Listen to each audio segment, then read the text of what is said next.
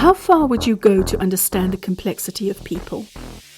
How uncomfortable would you push yourself to be to reconcile your fundamental truths with the reality of the world in which you operate? This is The Manager's Moment, and I am your host, Belinda Brummer. In this episode, I speak with someone who proudly hails from Dublin's inner city, someone who crossed an ocean and climbed mountains to help underprivileged inner city youth build confidence and develop life skills. Someone who has himself built a successful international HR career, whose professional landscape stretches west and east, with feet planted firmly in a Europe that he loves. My name is Michael Arkins. Everybody calls me Mick. I am in Dublin, Ireland. My first job, technically speaking, was as a HR administrator in Bank of Ireland, and it lasted about a week before going into a company called Electric Paper. My most recent job is head of HR for EMEA with a company called Shein. It's a large FMCG business based out of Singapore. This is the first part of a two-part episode. In this part of our conversation, Mick talks to me about learning to be agile, developing a career-defining interest in the experience people have of their workplace, and leaning into being uncomfortable. We met back in 2006. I would say you were my first proper manager. You interviewed me for HR generalist role that you had open at the time. I went into the interview feeling very underqualified, but I think we had a great conversation at the time. We hit it off, and I went on to accept the job in Electric Paper. Yes, you heard correctly. I was Mick's manager for about 5 years at the start of his HR career. What a privilege and curiosity it is 14 years later to be having this conversation with him. When I first got to know Mick, he had for a number of years been involved with an organisation called Trailblazers, and we started our conversation there. Yeah, so Trailblazers is a non-profit. It's been around for about 130 years. It's based out of New York City, but they have 1,000 acres of land, nature conservancy land in Montague, New Jersey. In a nutshell, it's a year-long program. My participation was during the summer months, bringing impoverished teenagers and young children into nature for a couple of weeks, typically a 3-week session. And within that session, we would be teaching values for life. And everything was centered around it being nature-based, right? So no electricity, no devices. You're in the middle of nature. And then we would do program planning to teach things like literacy, numeracy, basic life skills, leadership training, build your own accommodation, build your own bed. We would go on 10-day vagabonds where you would essentially need to navigate on the Appalachian Trail point to point to point.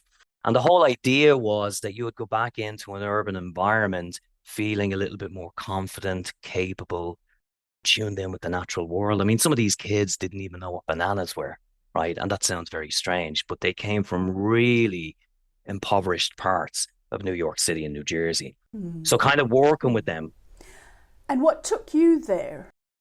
So it's kind of interesting because when I was looking into wanting to do a J1 visa in the United States, there was many companies that offered this, but one of them was called Camp America. And I remember being a bit naive at the time because I was younger, and I deliberately was trying to choose inner city nonprofits or inner city camps. And my thinking at the time, going back to being naive, was because I grew up in Dublin 1 and I grew up in the inner city in Dublin. You know, I kind of equated that to, well, if I can kind of do it here and I know how it all operates here, well, maybe that will be the same in the US. But it was very different. So I deliberately chose a nonprofit that at the time was kind of struggling to attract people to go work there because it's not the nice summer that people expect when they do a J1. I mean, it's a pretty rigid program. And like I said, you're out in the woods, right? So you're working probably 15, 16 hours a day. It's not glamorous work. And it's tough. And I still to this day say it's probably the most stressful job I have ever had for different reasons. But that's how I got into it. Like I very specifically said, I want to go do something meaningful and that has impact. I don't want to sit at a lake all summer and do the whole camp thing. I want to actually make a difference and meet kids that need kind of inspirational role models. They need to meet people from all corners of the world. And yeah, and just make a contribution to that and be a part of that. And how do you think that shaped you, or what impact did that have on you as you started out your HR career then? Trailblazers 100% forms part of my story. I spent 6 years in Trailblazers. The one value I would say I got from Trailblazers is it solidified my wanting to be in a career that had a more direct impact on people experience. But it definitely built in greater resilience. And what I mean by that is I always use, when I'm explaining this to people, I explain it like an elastic band. So I think when I went over to the US initially, and this is going way back to 2002, um, I remember feeling like everyone does, right? When you're kind of going into university and you don't really know what to do with your life and you kind of need some form of purpose, and this gives you that little bit of fuel for a few months to say I'm doing something good, something important. Um, but I completely underestimated how hard it would be. I think when I went over and went through the training, we did training, they call it experiential training. We went through training for 2 weeks. And I was just blown away. I mean, you know what I'm like, right? I like my nice things and I like to look good and I like to smell good and I like to feel good. And then they throw you into the middle of the woods in New Jersey where you've got snakes and bears and mosquitoes and you're trained in all these different protocols should there be an animal attack, and you're trained in non-violent crisis intervention with children because some of them have behavioral issues. So, I mean, there were moments when I was like, what did I sign up for? What is going on? Um, and I guess, I stuck with it. I definitely had moments where I was like, I need to get on a plane and get out of here. But I kind of didn't want to be a failure. I was like, look, I'm going to persevere. I'm going to keep up. I'm going to push.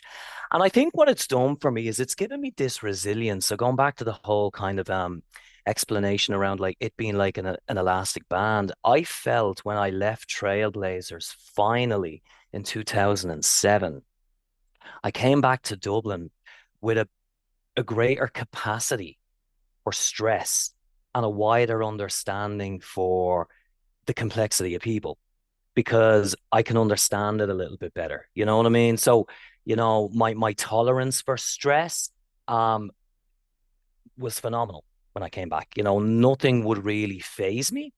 And I find that's one of the kind of key things that I've carried into my HR career. But I've also kind of brought in a more agile approach as well to how I see people, right? I think I mentioned to you before from a HR perspective, I try not to be, the traditional view that people have of HR. I try to be a little bit more agile, a little bit more approachable, objective. And I feel like Trailblazers gave me that. It definitely gave me character that I think is a strength that I've pulled on in my career to date. The Manager's Moment is brought to you by Boost Learning, where management development is done differently.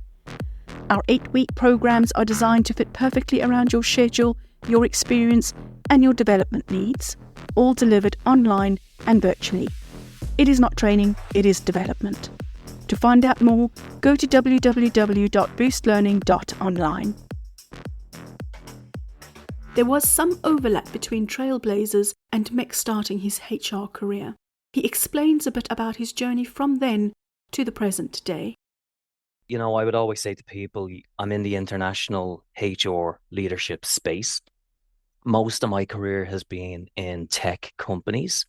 I started off my career in a company called Electric Paper that went on to become MindLeaders. That's where I got most of my foundational kind of HR knowledge, experience, skill. When I left MindLeaders, I went into a company called Fleetmatics, another tech company in the telematics space. That was a very interesting experience for me because I spent 6 years there. We grew headcount by about 40% year on year. Spent about 6 years in Fleetmatics prior to it being acquired by Verizon. And then Verizon went on to rebrand Fleetmatics into Verizon Connect. So I spent an additional 3 years in Verizon Connect. Wanted to do something different in my career. I felt I was doing a lot of high growth, high scale work. That's a very different type of HR to the other types that you can do in various other organizations. So I kind of wanted to experience other bits of HR. So I made a decision to do one more year in Verizon, but not in Verizon Connect. I spent a year in their global customer operations. And that was interesting because it was a very different environment, very different culture, very different work. They had very different strategic demands. And I kind of had to adapt to that. Did that for a year, completed out a couple of projects that I was asked to do. And then at the end of it all, I think I just came to my end in Verizon and I wanted to look around for something different. At that point, I was approached by a headhunter in Singapore. They were looking for a head of human resources and business operations based in Dublin for Shein. Company has been around for a couple of years, but they wanted to set up a HQ presence in Dublin for their EU and UK markets. I went into that process, didn't know what to expect, didn't know too much about the company. Very different to tech. It's FMCG, it's fashion is their big category, very different customer demographic, very different functional composition to what a tech company would have. So I was attracted to that. I was also attracted to the fact that it had Chinese origin. So a lot of my time in my career has been with European or American companies. So I've always been in a US centric corporate culture. So I was a little bit kind of compelled towards Shein. I was thinking, so it's Chinese, it's very different in terms of the industry it's in. I wonder what that is like. So I've been with Shein for 2 years. And in the 2 years, we've grown our headcount to just under 800 people. I think when I joined, it was about 68. And we're now in 13 different employment jurisdictions across EMEA, and doing many, many things every day to kind of grow the business at high speed as we work to develop the business regionally. This is fascinating, the way that you've positioned that, right? So US-centric experience in a technology environment, and everything that means. Yeah. And now you're working in a Chinese-centric, in an FMCG context. Yeah. What have you noticed from a career perspective, but from a people perspective? Yeah. What is the difference? Is it as different as you might have assumed it would be? Is there anything that stands out or doesn't stand out and that surprises you? Absolutely. Yeah. Yeah. For me, I mean, there's a lot of similarities, right? Because every corporate system, social system is going to look and feel very samey. But I would describe the kind of foundational culture. And bear in mind, I'm only referencing one company I've been in for 2 years, right? So I'm no expert on this, right? But I feel like I do with the US side of things, like Fleetmatics, Verizon Connect, all the various iterations of that. I would say to you that culturally they're not even in the same solar system, but probably in the same galaxy. So when I went into Shein, I had to genuinely relearn what I thought was an approach to how I did my job. You understand at a fundamental level what your competence is, what your capability is. We all have a self view, right? And we bring that to work every day. I think what was interesting about Shein was I kind of went in with that mindset. I kind of went in thinking, well, this worked at Verizon, this worked at Fleetmatics, so surely it's going to work at Shein, but it didn't. And I kind of had to realize that, I need to take a step back. I need to observe. I need to learn. I need to understand. And what I've realized about 6 months in is that there is definitely a very different way of seeing the world, depending on where you sit in the world. And I find that although we have a lot of similarity and alignment when it comes to Europe, the US, South America, and other parts of the world, I did not, I guess I underestimated the depth of that difference when it comes to engaging with colleagues in China. Can you give me an example of to help me understand what you mean by that?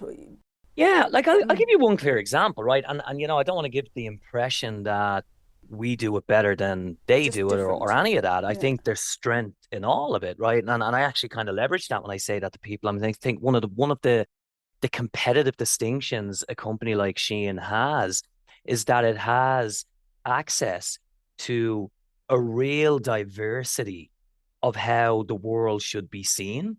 And you're almost challenged to kind of rethink your own way of seeing the world daily. So we challenge them, they challenge us. And to give you a clear example of this, and it might sound like a very kind of odd Mm. direction to go in, right? But it always stands out to me. One of the things I always say to people is that when it comes to decision making, if you're in a day-to-day situation where you've got a lot going on, you've got a lot of demands coming in, you've got multiple projects on the board, you've got a team of people asking you for input on things, it can be overwhelming, right? And I think we fine-tune our ability to make decisions based on experience, intuition. Sometimes something might carry a bit of risk, but just do it anyway, right? I need to get this done. It's important to the business. So we can be very, I guess, decisive and very agile when it comes to just how we operate. And we're okay with not having 100% of all the information. We're not, we're not looking for perfection in everything we do. What I find there a contrast to be is that when we're dealing with recruitment colleagues in China or center of excellence colleagues in China, what we find is that they have this phenomenal need for granular detail in everything. Everything has to be documented word for word, letter for letter. Every decision that's made has to be quantifiable. It has to be backed up. Every process that's designed needs to be systemic, needs to be detailed, needs to be, I'd even go as far as saying maybe overly engineered. And there's this understanding, I guess, within that corporate culture that if it can be defined, it can be done by anyone. Where I would say, well, what about experience? What about expertise? What about the intricacies and the nuances that come with every profession in existence? So there's this interesting kind of logic that they apply, and that is, if you can do it, it's probably knowledge based, so therefore I can do. So you find yourself in a situation where, from a communication standpoint, there's a little bit of disconnect there where you really have to make sure that there is understanding on both sides, because we know in the world of HR, for instance, it's not as straightforward as you might think. The world is a very complicated place. And part of my job is to help companies navigate that Mm. complexity, whereas sometimes it's hard to convey that to some of my colleagues because they take a more simplistic view. Mm.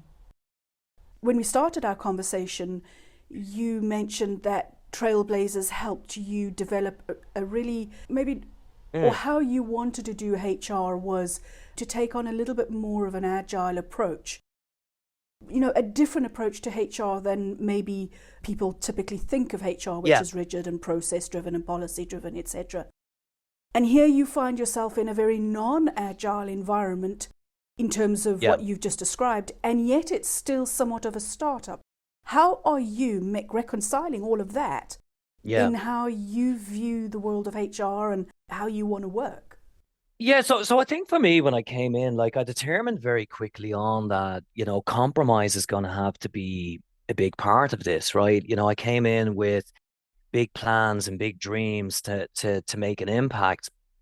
And I guess as the business evolved from 2022 when I joined, I did say to myself, look, there's some things that, I will work to influence, whether it's a global branding strategy that we're involved in, or, if we're looking at developing local regional policy in Europe, I will always be an advocate for better. I'll always look at policy formulation, better benefits, better people experience, all of that stuff.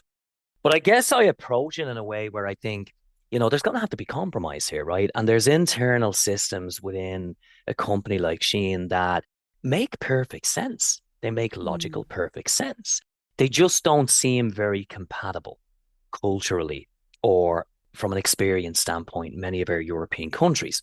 So what I try to do is I try to augment or complement some of those things by localizing what I can. You know, if I see a communication channel within Shein, or if I see a promotional process within Shein, or whatever it may be, right?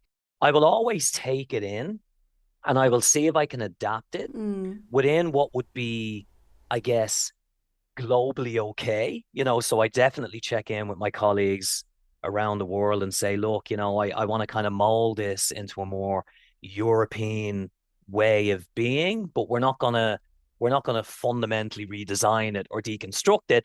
But I find that, you know, as long as you're willing to engage constructively with people and say, let me just explain to you why I am saying what I'm saying. And I'm operating with good intent. I'm not just trying to impose this, but going back to what I said before about working with colleagues in China is that, you know, I've realized that if you've got a proposal, a solution, or you want to adapt the process, instead of just saying that and sharing that opinion and hoping your experience speaks for itself, what I find is, you know, if you do a bit of work and you kind of help them understand the problem and why what you're saying could be part of the solution, when you point to the problem, quantify the problem, show them where the pain is, show them data, right? You know, if we do it this way, here's the potential consequence down here. You tend to get buy-in more quickly. And that's how I reconcile it. I've kind of, you know, like it's a mad thing to say in the span of 2 years, but it's kind of I've kind of taken something from that, and now I operate in a way that's probably a little bit more detailed, a little bit more diligent, depending on who my audience is and what I'm trying to impact. I've definitely learned to adapt myself in terms of who I'm talking to. You know what I mean? So that's how I reconcile it. Like I compromise, you know, learn how they operate and know what you need, know what you're trying to influence, know the impact you wanna get, and do what you need to do to get there. So I've, you know, I wouldn't say I've been fully assimilated, but I've definitely adapted how I work to be more successful in a Shein context. And that's interesting to me, right? Because, you know, when you go into a Shein at my age, you kind of think you know what you know and you've got your way of working. Yeah. That's fundamentally changed for me. And what about HR Yeah. in that context? Has your understanding of or your approach to your profession Yeah. at all because of this more recent experience that is not EU centric or US centric? I don't think it's fundamentally changed. I think there's fundamental truths within HR itself. I mean, you can get deep into the academia of this. You know, you've got soft HR, hard HR. I operate based on what I know my fundamental truths to be. I operate based on what I call partnership principles. So every engagement I have or my team has are centered around those principles. And we operate in an agile way, right? So I think when you get into it, you know, you have to look at things like what is the identity of the culture within this business? What is the employee value proposition? What are we trying to create essentially? I have my feelings.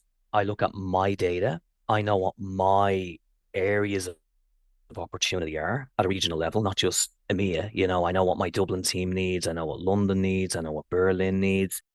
I guess the challenge for me comes from the more global view, because it's an interesting question, because my fundamental truths, I would probably go as far as saying, are non-negotiable, right? I know what I think a good people experience is. I know how to motivate people. I know what's important to people. Um, but there can be a challenge in delivering on that, because that's not always a shared view. And what's interesting and this is not just a Shein thing, I guess every company I've ever been in, it's really interesting because you come up against a lot of key stakeholders, key team members that can influence things like policy and practice, and they don't see it that way. You know, it's probably been a bit too honest saying this, But I think I've definitely come up against people that will have a more transactional view when it comes to employment. As long as you're paying people well and giving them good benefits, well then job done, right? And that kind of bothers me. So even in situations, and again, I would say over the whole course of my career, there has been red alerts, in my opinion, from a metric standpoint, where you're saying, we have a problem and we need to do something about this problem.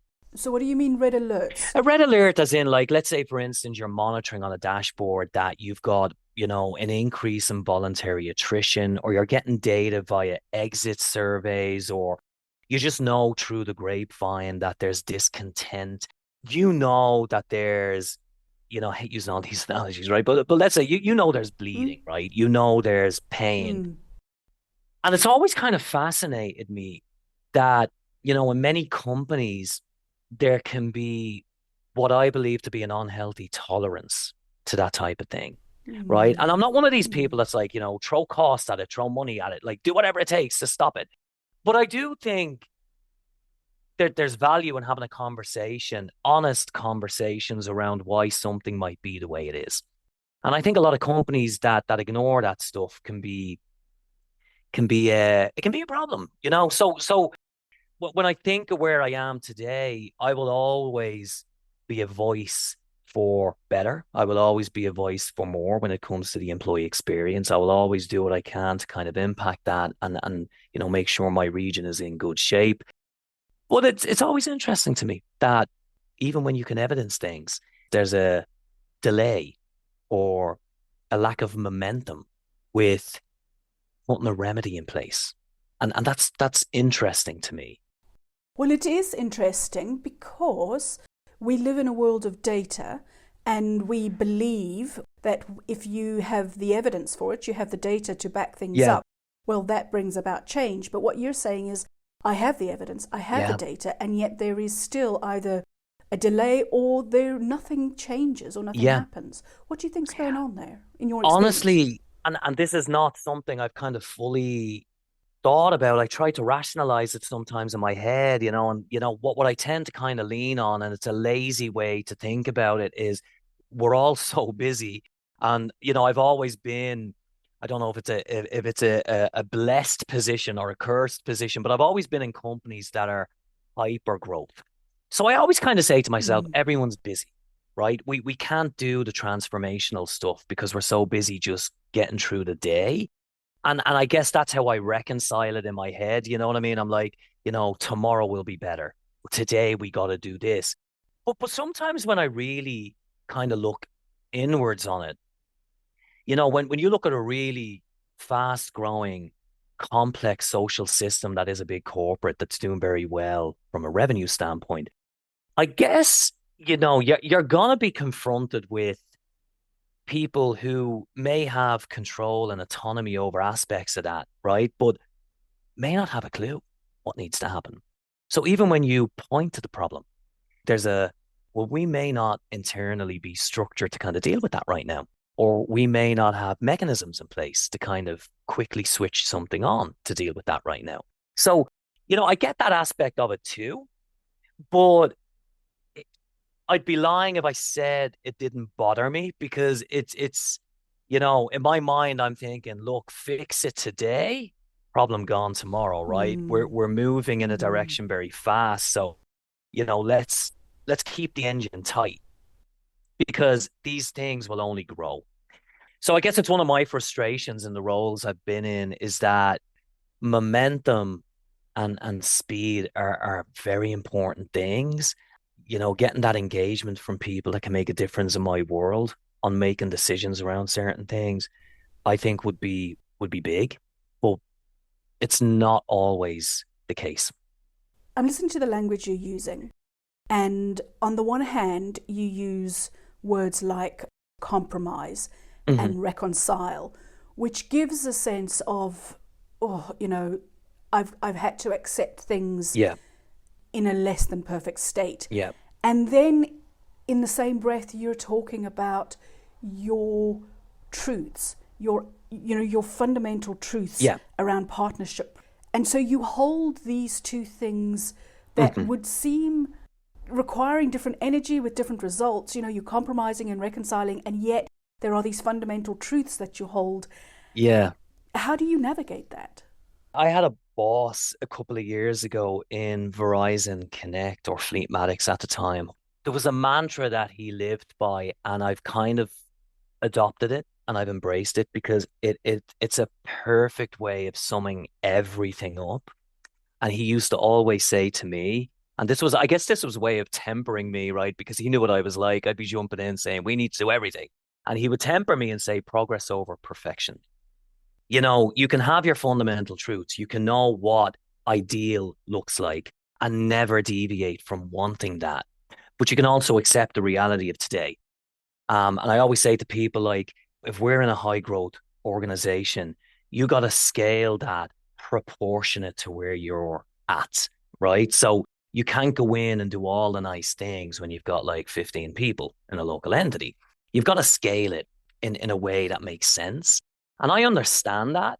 So that's how I reconcile it, right? I look at my day and I say, okay, we're not where I want to be today, but we are so far away from where I was a year ago. And in my mind, that's how I reconcile it. Like, I genuinely believe that we are moving in a direction that is completely aligned with what I want within the business I'm in. I'd like to be faster, but that's how I reconcile it, right? I'm not in an organization that is saying, I don't believe what you want to be valuable, right? I'm not getting rejection or resistance. I'm just not getting momentum. But it's changing. And that's why I'm good to go with plodding along and every chance I get, Belinda, like I will try and influence every conversation I'm in, it doesn't matter where I am, right? I will always make sure the EMEA agenda is front and center. I will always make sure that key business stakeholders know the importance of the EMEA region from a market standpoint, and I will be that voice. So, that's how I do it. I'm motivated to get to where I want to be, and I'll do everything I can to kind of influence everyone around me to get there. When did you move into management? Whether it's of people or function or process, when was your first experience of managing? Looking at the broad definition of management, I guess I've always had management responsibility. That goes way back to MindLeaders. I had responsibility for a functional group and I had a lot of autonomy in that. I didn't have anybody reporting into me. So I was an individual contributor. So it wasn't just you're managing a large team now. It was you're managing a large team and they're all over the world and different nationalities, different cultures, all of that.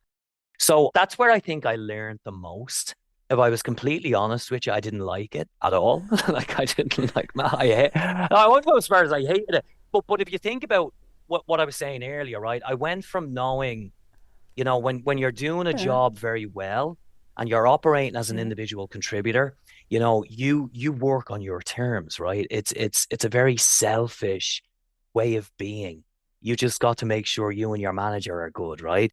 When you're managing people, not only are you expected to maintain the value as an individual contributor, the impact and all the things you contribute in that capacity, they don't go away.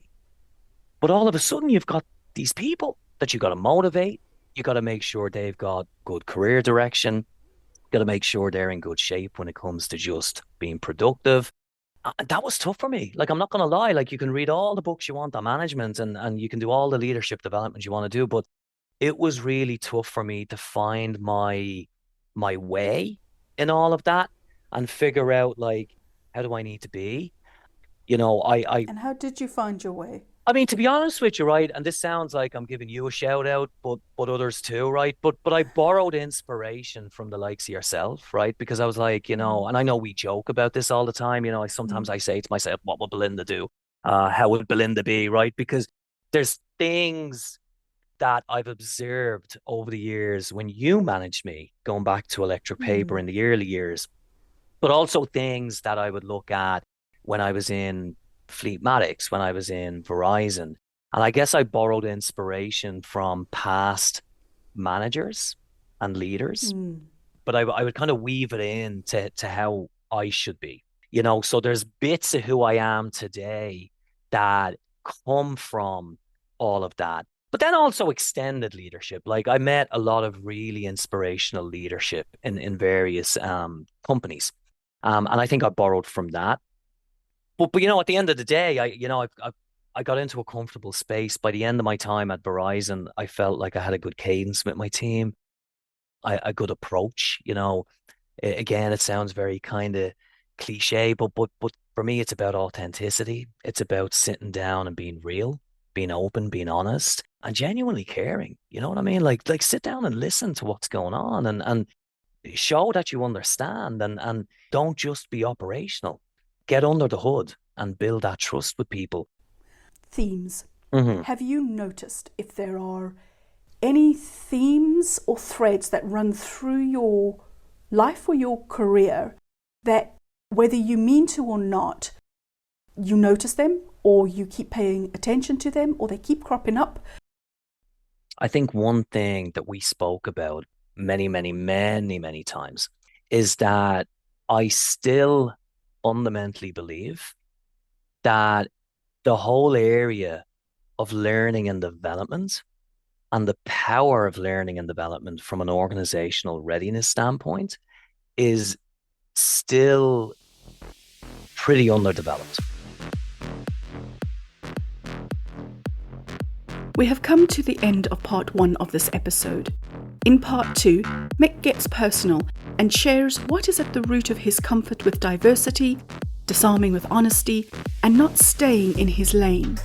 He also explains more about why he believes L&D can do more to engage the mind of employees. You have been listening to The Manager's Moment with Michael Arkins, and I am your host, Belinda Brummer.